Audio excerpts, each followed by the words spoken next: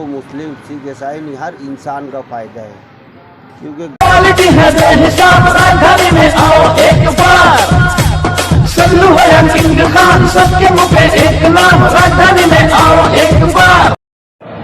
अस्सलाम वालेकुम।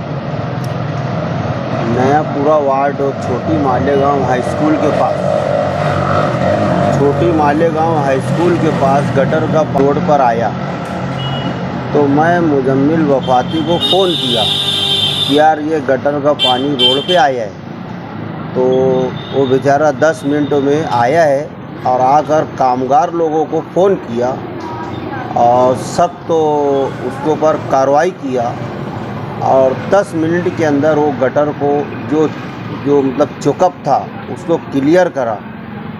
क्लियर करने के बाद रोड एकदम क्लीन हो गया है। तो मुझको बहुत अच्छा लगा। ऐसे ही कारपोरेटर हर महल्ले में अगर हो तो ये सब क्यों काम काज।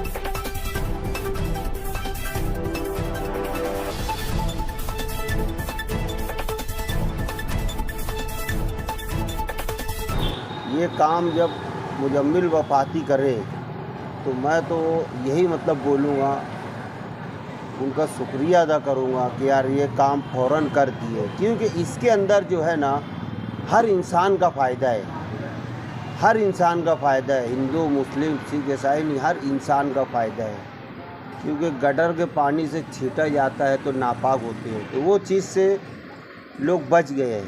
तो इसलिए मैं मुजम्मिल वफाती का शुक्रगुज़ार हूँ। बहुत टाइम पे अच्छा काम करती है।